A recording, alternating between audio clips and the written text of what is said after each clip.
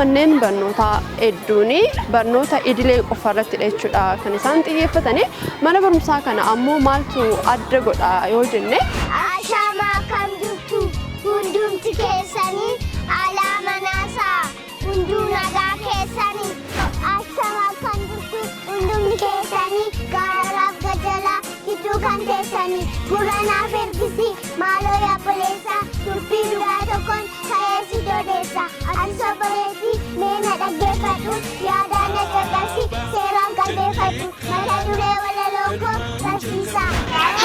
Hi, what is your name? My name is Simbo Kabada. How are you? I'm fine. What is father name? My father name is Kabada Alam. Ani maqaan koo Murteessaa Dajaneen jedhama.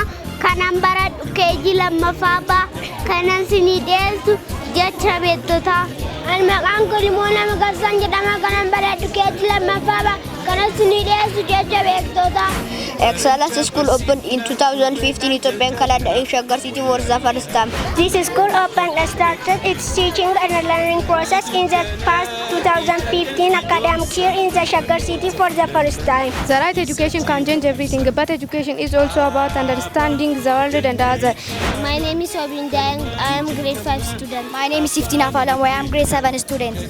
Which are unnecessary? Separation and isolation. Isolation of education. Isolation of invitation. Jalqaba maqaan koo Sanyii Daani'el jedhama. Kanan baradhu mana barumsaa Excellence Kutaa shanaffaadha. Ani kanan qabadhee dhufe kalaqadha. Kalaqni nan hojjedhe konkolaataadhaan. Ani maqaan koo Atinaan Ofiisaa jedhama. Kanan baradhu Excellenceedha.